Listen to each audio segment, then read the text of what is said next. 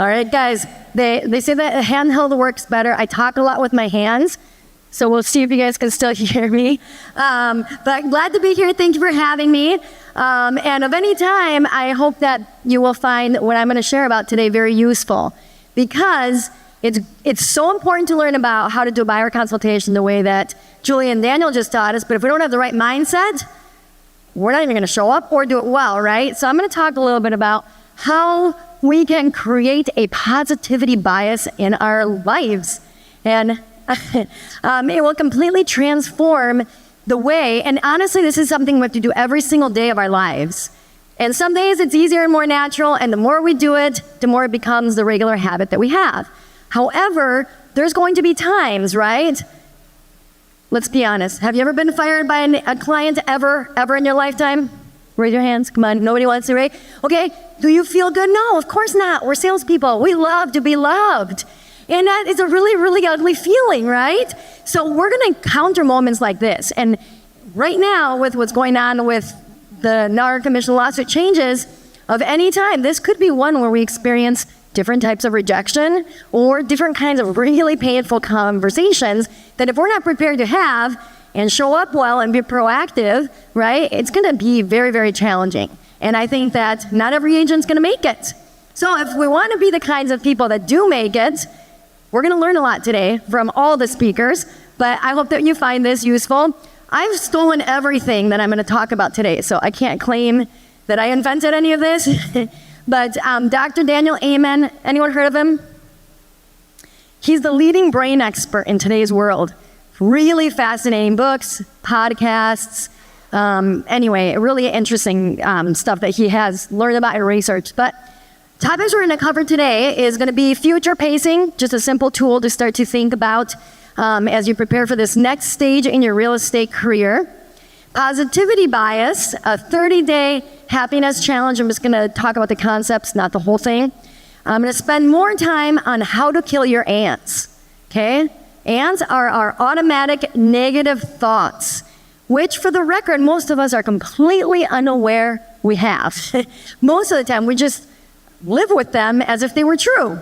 So I hope that you're going to really enjoy this today. Take some notes. Again, it's all stolen, so you can also Google it, but hopefully at least today you're going to learn a lot. And then I will have a QR code at the end with some downloadable tools that you can have. All right, so future pacing is really an important thing, and I think right now we want to find meaning in this time. And by that I mean we are not victims, okay? So what we want to be able to do is have a future vision of ourselves. That gets us out of an unstable present. And okay, if anyone has talked to any lawyers yet, I got a sneak peek this week at the paperwork that the Forms Committee is supposedly going to use for us now here in Minnesota. And the new forms are as clear as mud. It's really, really going to be a fun time. And so it's going to be interesting because I think that lawyers aren't clear on what they mean, so it's going to be awesome to explain it to people. And unless we really own it very well and are able to articulate the principles with absolute clarity, right? Like 1, 2, 3, this is how I get paid, right? We have to be that clear with it and make sure that we're filling things out correctly. So anyway, a future vision gets us out of an unstable present. So I wanted to use as an example, for example, I don't know, how many of you were real estate agents already when COVID happened? Raise your hands. All right. Wow, how many of you, just for a visual difference, got licensed after COVID happened, 2020-ish, one? Okay, so it's like almost half and half. That's actually really interesting, okay? So, but all of us lived through it. And when we talk about COVID, we all probably have a variety of emotions, right? Some of it is negative. Some of it is like, hey, like we took our kids to so many state parks and things that we would not have done if we had absolutely very little social life in a certain period of time, right? And so the reason I bring it up is because we can look at anything and say, what does this unique time mean for me?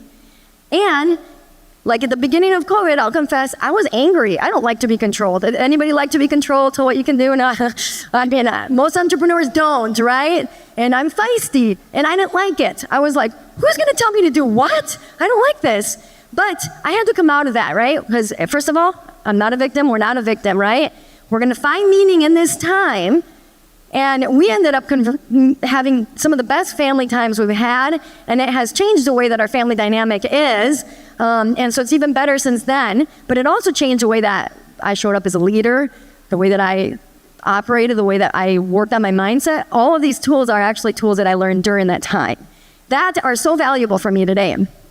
So what good lessons have you learned from it, right? Think about challenging times in your life, right? You ever bullied in school? Hopefully you learned to have some resilience, right? And you're better actually because of it today. I got really bullied in 2nd grade, and it actually taught me to just be more humble. Like, all human beings are valuable. So that's a really important thing that I'm grateful I learned, that I might have not learned it had I not gone through that trial. So what is a positive meaning? What did it teach you? What can it teach you? And if you stop and ask yourself that, in almost any of your situations, you will find that you can get a really valuable meaning out of it that is completely different than sometimes the initial onset emotions that we can have. So that will help us stay on the right path. So one of the tools in future pacing has to do with resourcing back to when times were good. Because in the moment, right, it doesn't feel good. Let's just say somebody you love got a cancer diagnosis. Or you did, right? And then there's no way around the reality that sometimes these are really, really hard times, right? You could be facing a month with no paychecks. Realtors live through that sometimes, right? That's not a good feeling. So in order to be able to own yourself and guide where you're going forward, you want to tap into when are times when life was good, right? That gets us out of hopelessness immediately because it helps you remember life's not going to be like this forever.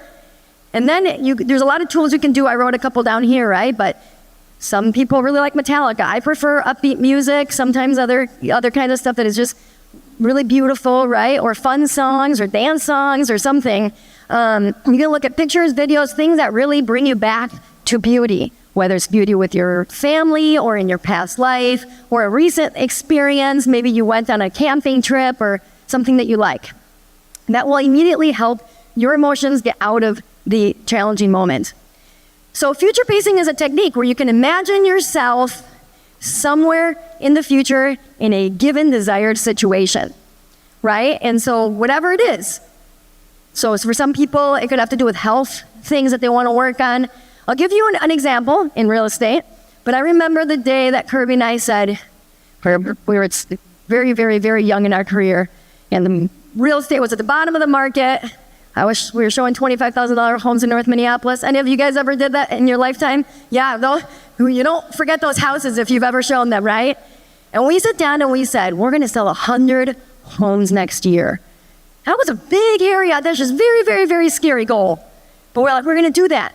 But the way that I ended up future pacing is that every buyer consultation, which we did then and still do, I would tell my buyers, I'm the kind of agent that sells 100 homes a year, which for the record, we never had. But I was already becoming that kind of an agent. And I'm the kind of agent that sells 100 homes a year. So do you want to work with an agent that's part-time or sells just a few homes a year? Or do you want to work with the kind of expert agent that I am, who's selling 100 homes a year and going to get the job done for you? And that's what we did over and over again, working really, really hard. We worked for everyone. We did everything. And we actually closed 120 homes that year. And so we far exceeded, it's fun. And I'm only sharing that because that can be you, okay? In whatever area that you want your goals to be. But if you don't future pace and if you don't own your mindset, you won't. Because I would have been stuck in, well, we only sell so many homes. I'm the kind of agent that sells X many homes, right? No, you've got to make a decision about where you're going. So when you do that, I want to encourage you to do that. What is your new normal going to be for this? So honestly, for some of us that have always been doing buyer consultations, it's really not that different. But you know what it means for you if you haven't been? That it's really not that hard to start doing it, okay? But if you don't start doing it, you will be left behind. You will be the agent that doesn't get paid, okay? Because no buyer is going to be happy to pay something that they weren't told up front. None of us like that, right? When you get hidden fees, it makes you mad. Like, no matter how great the restaurant was, when all of a sudden you realize they charge you 20% additional fee on top of whatever, and then they're still asking you for a tip, and they didn't tell you we're going to charge you that additional fee. It just doesn't feel as good, right? Don't be that agent. So I will challenge you and encourage you to think about that. And who do you want to be? Think about it. A year or two from now, I think it could be a little funky, a little messy in the middle, right? If the forms aren't clear, it'll be an interesting thing, but we can make it clear with our clients. I'm absolutely confident that if we're able to articulate and absolutely clearly with every single house, like, hey, this house that we're gonna go look at is only offering 2%. Remember you and I agreed to 3%, 2.7, whatever it was that your contract was? That means that we have a couple options. You can pay the difference, the 1% difference, or if we write an offer that I would be asking the seller to pay for that difference. I just want you to know that up front. Are you okay with that before we look at the house?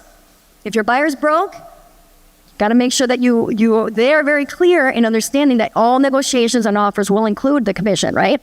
If you're not clear about that, they're going to fall in love with the house and you're not going to get paid because they don't want to pay that, they have the difference negotiated, right? Very important that we talk about that up front.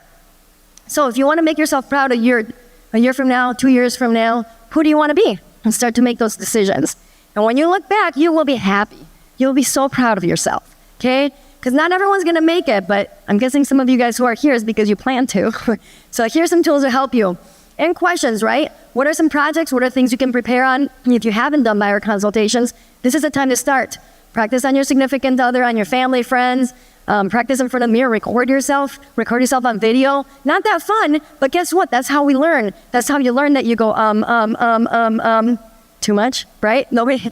So unless you watch yourself or someone gives you that candid feedback, you're not going to show up the way you want. So make yourself ready, visualize, hey, how many clients a month do I want to be working with?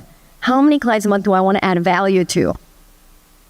And as you prepare for that, for August, which is literally around the corner, fall, going forward, what kind of an agent do you want to be? You want to sell 2 homes a month, 1 home a month, 5 homes a month? It's really up to you and the work that you're willing to put in and the resources that you have. So, and then ask yourself, how would I feel if I did X by X? Okay? Like, what if I perfected my own buyer consultation by July 31st? Ask yourself that. How would that feel? Hopefully you're like, that would feel good, right? Instead of going into August 1st, which for the record is when Minnesota's changing and removing that field on the MLS. If you guys don't know that, that is the day that it's happening. It's August 1st, not August 17th. So, what does your prospecting dashboards look like? Your CRM, right? If you're not tracking, if you're not working on things, it is very likely that this upcoming season, you will need a bigger pipeline to achieve your sales goals.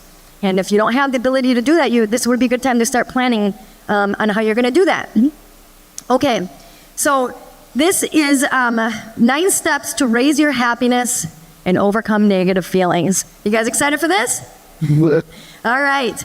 Very simple. And I know for a fact that people who have had cancer and battled it have used these kinds of tools, and it is medically, like people that go through this, it actually helps you get better. It helps you fight it. The people way underestimate the value of our thoughts because they literally affect our bodies. Okay? So negative feelings, bitterness, anger, they legit feed sickness and cancer, okay? And so if you have happier thoughts, grateful thoughts, it doesn't feed it as much. But that affects all of it, right? You have stomach pains or whatever those issues are that anybody could have. So start each morning by saying, today's gonna be a great day. Let's just practice it. Everyone says it out loud. Ready? Today's gonna be a great day. And hopefully you said it with a smile. A lot of you guys did. It feels good, doesn't it? Just start every day like that. So record your micro moments of happiness for later viewing. Very simple, but if we can find the beauty and awe in little things, and we record them in our memories, write it down on a note on your iPhone or something like that, when you're going through hard times, you can source back to those. Remember we talked earlier about sourcing back to happy times? And being able to say, hey, look at this beautiful, beautiful green hill with the sun shining. That is beautiful. That is a micro moment. It doesn't have to be anything that magical, right? So you and your spouse looked at each other and actually like smiled with love in your eyes. That's a beautiful moment, okay? So let's record those and enjoy those. The meal you had was good. They had sparkling waters. I appreciate that today, right? So express gratitude and appreciation as often as you can. And the more you do that, you just find those. Our brains look for what we want to find. So if we want to find, like, I can look around this room and find the sleepy, crabby people. Or I can look around this room and see the people that are 100% engaged, smile, and looking at me. So what do you think I'm looking at? and focusing on in my brain when I'm speaking, right? The happy people. So that's what we do with every area of our lives. When you're meeting with a buyer, if they're giving you weird vibes, you can also hone in on the good vibes that they have. Tap into those, the moments where they light up instead of focusing on the times they shut down. That's a whole different conversation on how you can also have clear conversation. But I'm saying you can do that. Show empathy and kindness to others. I really believe that this is an area that the American culture, we can all learn a lot to improve in. It takes such little effort, but people are out of practice of doing it. And social media hasn't helped that very much, okay? And so some of us have a habit of posting kind, positive comments, and other people don't, right? And you can see how those threads go and how people feel about it. So if you're ever gonna err on any side, just be extra kind. And to yourself, the next one, focus on your strengths and accomplishments. And if you don't always know what your strengths are, there's some phenomenal tools out there that I recommend. Strengths finders, things like that you can just take that can help you understand yourself better. But that is really, really good to be able to tap into it because none of us are the same. And if we compare ourselves to somebody else and their success or how they do it, well, you're a completely different person. You bring your secret sauce. So learn about it so that you can really focus on that and grow in that. And then train yourself to live in the present moment. Here, today, not scrolling on your phone, not checking your email, right? And when you're with your clients, with the people you love, it really, really adds up. So eliminate the negative. We'll go into the ants shortly. Find fun and laughter in your life. This is a crazy stat, you guys, right? 17 times a day is what an average adult laughs. And children, 300. So let's be more like children because your whole body feels better when you laugh more. And then train yourself to end that day and ask yourself, what went well? And this is something that Kirby and I ended up, one of our business coaches or somebody was encouraging us as we were talking about different things. And we ended up establishing what we call our wins at our dinner table with our kids. And so and we have 4 kids, which is a lot of kids, which means that everyone's talking all the time. Actually not everybody. Some kids are more dominant than others, right? And so what I've come to appreciate is that as we do the wins of the day, everybody shares a win, and then our counselor encourages us to talk about our emotions. So everyone shares an emotion they had. Sometimes it's happy, sometimes it's frustrated, sometimes it's, whatever, and disgusted. We have a whole chart we printed out, and it's really fun to hear what kids do.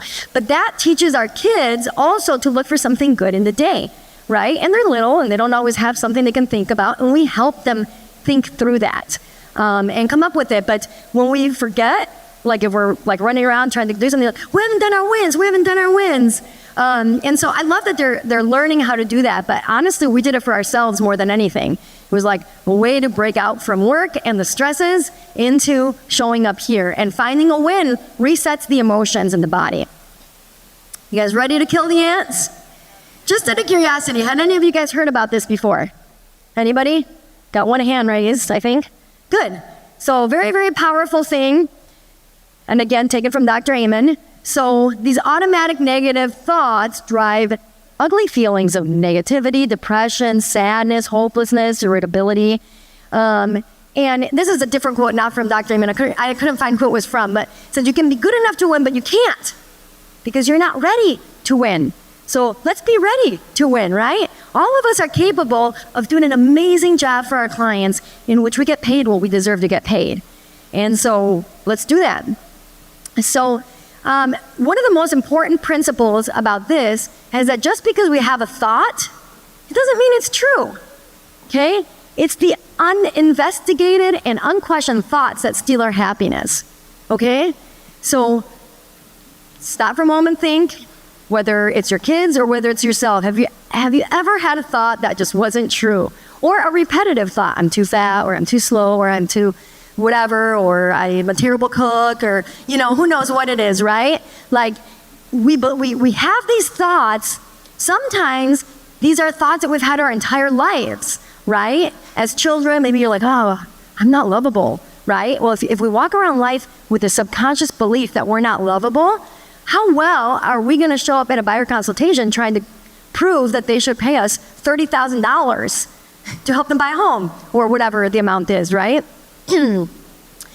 Thoughts lie. And that's the first thing we have to understand, is that just because we think it is not true. It doesn't have to be true. So how can we develop a process to identify whether these thoughts we're having are true or not? Let's just say you've been doing 3 days and you've done no prospecting, no follow-ups, and you've been sitting in front of the TV, binging on ice cream, and you have the thought, wow, I'm kind of lazy and wasting my time. Well, that one might be true, okay? So that's why that series of questions here are gonna help us to be able to identify, hey, am I being lazy in that moment or not? But I have thoughts, if I don't do more, I have a thought that says I'm lazy, right? And it doesn't matter if other people look at me and don't think that based on the activity in my life, right? I have that thought because in my mind, I'm like, I see everything that's not finished, everything else that I could do, all the potential that's out there, and all the needs my kids have that I didn't already say yes to today. It's exhausting, right? And so we want to be able to have mental hygiene, just like washing our hands, disinfect our thoughts, or we will live in guilt or negativity or something. So there's 9 types of ants. Really easy, really helpful to understand, okay? The first one is the all or nothing ant. It just says, everything goes badly for me, right? Nothing ever works out for me, right? Everyone else has better clients than I do. Okay, that's all or nothing thoughts. Less than, you just compare yourself to others, right? Oh, I'm not as smart as that person, or oh, it's because that person's prettier that they succeed more. Oh, that person does more in social media than I do, right? And that comparison doesn't necessarily actually help us. So just the bad, only seeing the bad in every situation, right? And that's like, wow, this country is going to go terribly because of our elections coming up. Like, oh, everyone, you actually see that with a lot of clients already, right? Have you talked to anyone already who's like, I'm just going to hold off and see what the elections do? Okay, only like 2 of us, 3. Okay, all right. So it'll happen, right? More and more, but that's not necessarily, right? Like historically, actually, people feel the same way with every single election.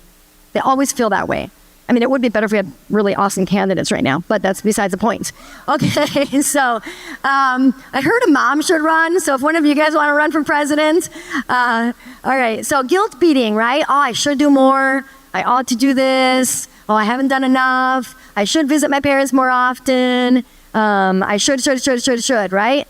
And unless we're doing some of those things in an intentional, productive way, it's an ant. Labeling, whether you're labeling yourself or others, right? He's a jerk, she's mean. So whatever it is, I think we often tend to use labeling towards people closest to us. And it has to do with moments that happen, not the truth about who someone is. Fortune telling, right? Oh, I'm just gonna end up without a job by the time this Christmas happens. We're gonna run out of money, right? And that fortune telling is like the worst thing that's gonna happen in your life. Mind reading as well, right?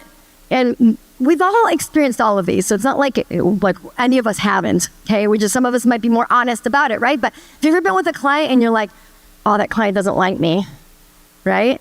And then you see them 2 months after closing and they like stop you at Target and give you a hug and tell you about how happy they are and how much, and then, oh, and I have a referral for you, right?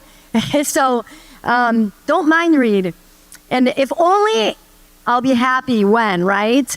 And that one is a very victim kind of an ant, really, because it removes the responsibility from us to take ownership about what we're doing. And then blaming, right? Oh, it's my fault this, or it's that person's fault, it's all your fault. So we're gonna learn how to kill the ants. And guys, what's really, really nice is it's really just a very simple 5-step process. So the first thing you wanna do is write down your automatic negative thought. And let's just say, even as I'm talking today, you have in your mind already identified one that comes regularly to you or that you had today. You can secretly write it down right now, okay? But it helps to write it out. That's the power of journaling. And then I'm not asking you to journal. I'm just saying, when you get it out, it's no longer your little secret to yourself. Okay? It just gets it out of you. It gets, like it says here, it gets the invaders out of your head. And then you can use a chart, right, to say, oh, this is a fortune-telling ant or something. And you don't have to nail it perfectly. It really doesn't matter. But it helps to be able to have that. And then you want to go through 5 questions, okay? These 5 questions are so powerful because they open up your mind to possibilities. that you weren't thinking about when you had the thought. And what's good about it is you can say, well, how does this ant that I'm having make me feel? And if it's an ant, it doesn't make you feel good, right? So when you go through this exercise, by the end of it, you should have a very different feeling as well as truth, which is great. I'm a big believer in truth. So the first question is it true? And you guys can write this down, okay? So anybody have an example of an ant that you would like to give me that we could work through as we're talking through this? Anybody? Just say something. The market is the reason why my business sucks. Thank you for that, by the way. Okay? So which of these do you guys think it is? So blaming, yep, okay, that's a very good one to identify there. Okay, so is it true that the market is the reason why my business sucks? Is it true? No, a lot of you are saying no. Okay, so often we'll just immediately be able to identify it's just a lie, right? I'm trying to find a reason to blame for the reason that my business sucks right now. Okay. Sometimes you don't know, right? You're like, well, is he really a jerk? Because he just treated me like a jerk. So it kind of seems like he's a jerk, right? That might be your aunt. Or, well, I mean, there's definitely less people wanting to buy with the interest rates and then now this and that. So if you already know it's a no, then just that's already a win. If you're not sure, that's okay. But don't act like the negative thought you had was true. If you act like the market is the reason my business sucks, you might as well just go get a JOB, okay? Because it's going to continue to be your excuse because you're blaming something else. So what we want to do now is question number 2. Okay, so maybe you weren't sure, but is it absolutely true with 100% certainty that your business sucks because of the market? And pretty much we can all say no. Like no, because there's people selling homes, right? So if the market sucked, nobody would sell homes. So we don't know with 100% certainty that it can't be absolutely true. So the third question is, how do I feel when I believe this thought, right?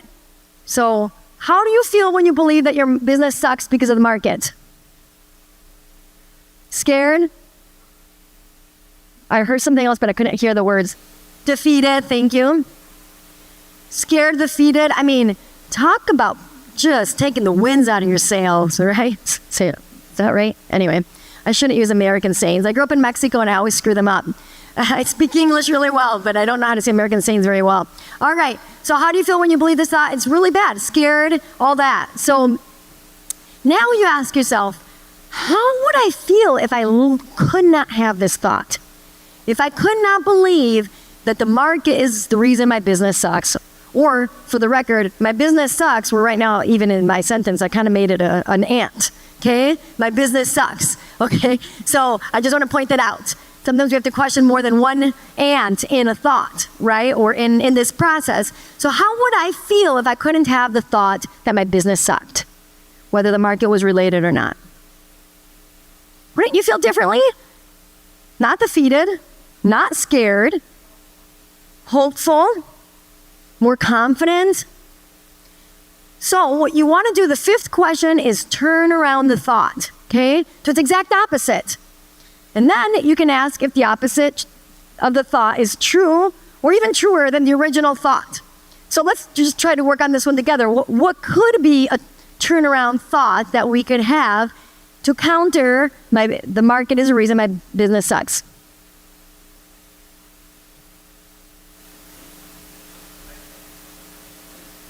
Did someone? I'm sorry. You're gonna have to yell a little louder if someone said something. I say it. I stink. So my business stinks.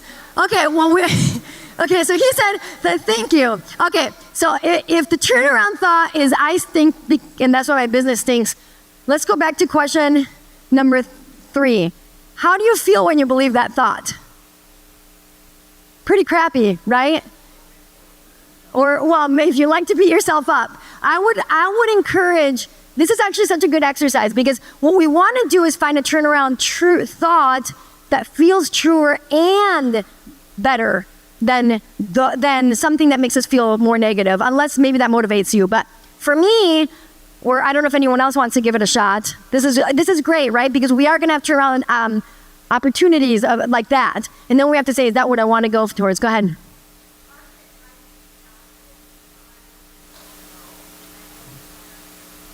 Great. So the market may be challenging, but my business will grow, and I will be better because of it. I think I got it. Okay, great. Now, if we ask ourselves and go here, is it true? Is it true that while the business market could be challenging, my business will grow and I can be better because of it?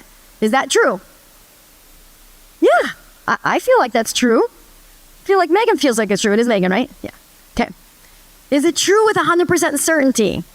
Is it rubber meets the road? Is it true that your business will grow and you will be better even in this market?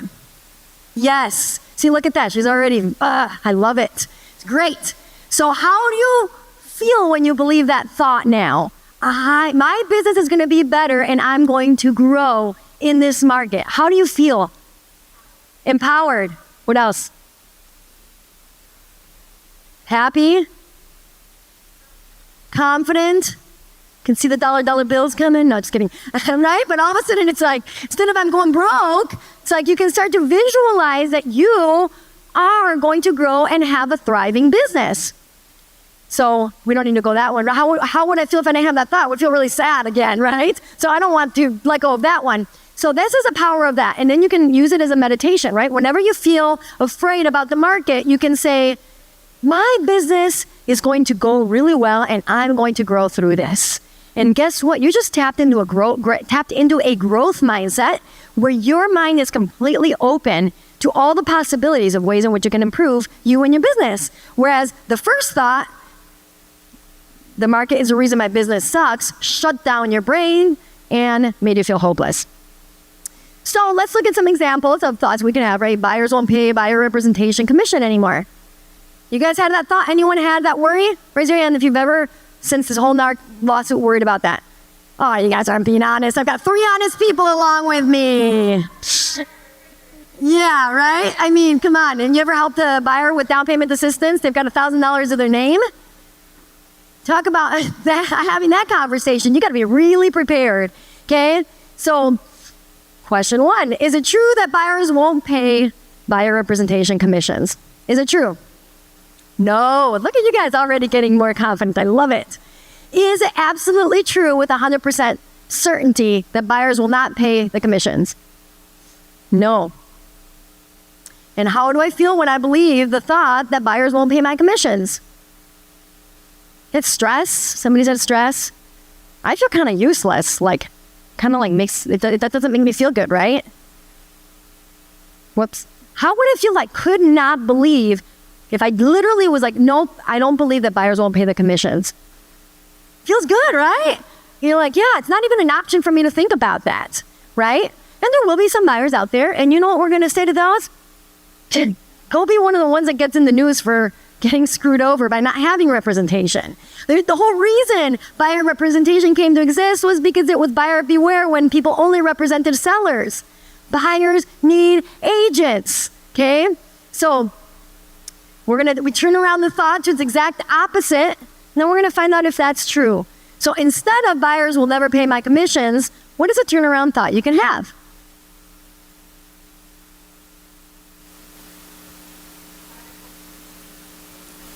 Buyers will continue to pay my commissions. Have any of you yet in your career ever actually had a buyer pay part or all of your buyer agent commission? Raise your hand if you have. So if it helps you guys, and you said, because I was curious about your word, it will continue. So I was curious, so I'm glad I see you raise your hand. Some of us actually have. When I first got licensed, remember I made a joke about $25,000 homes, but it was actually true. Do the math on a 2.7 on that. I mean, because it hardly covers your gas, right? And so I developed back then what I called my minimum commission. Now, when I would meet with investors, of which there were a lot then, or buyers or stuff like that, I said, look, this is my minimum commission, okay? So if they pay more, that's cool. But if they don't pay more, this is how the math's gonna work out. They're gonna pay me X much, then you're gonna probably have to bring another $2,000 to the closing table to finish paying my commissions. I never once had someone disagree. And you know why? Because that allowed them to hire an expert agent who was unwilling to be unpaid or make $300 a paycheck. And other agents weren't helping those people anyway. And so I've done that before. I'm not afraid to do that again.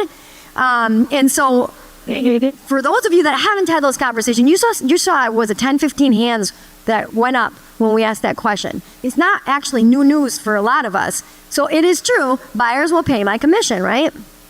So you can say most buyers will pay my buyer representation commission, my buyers will continue to pay my commission, whatever it is you want to have. And then we say, hey, is it true? Is it truer than the original thought? I'm like, yeah, it is true. And I know it for a fact. And now you also, those of you that might have not had that experience yet, know for a fact that people have done that.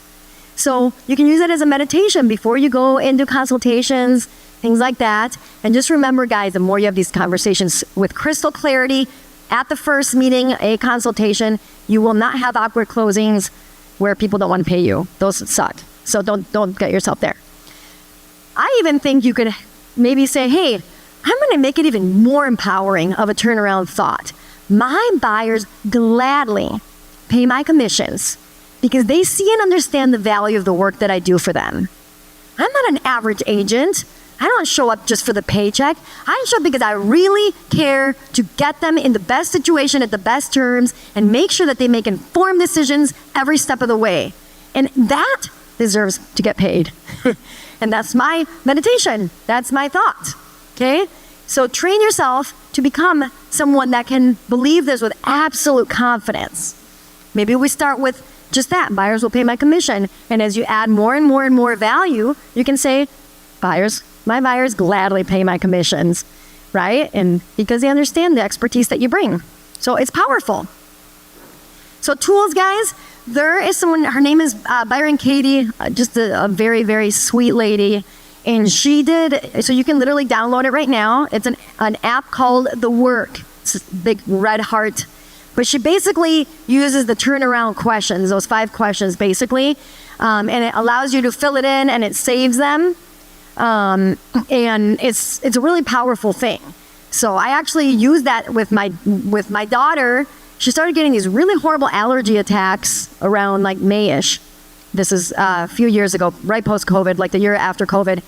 And I ended up doing with her, she was young. She was probably like 8 or something.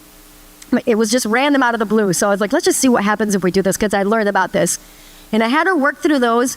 And what ended up, it has a couple more questions that help you identify like, where maybe did this thought come from? For her, it ended up being that when George Floyd happened, I was selling one of our rental properties, literally right behind the O'Reillys that got burnt down. And then the neighbors were like, hey, people broke in. And I'm like, pending transaction, gotta get these people out of here.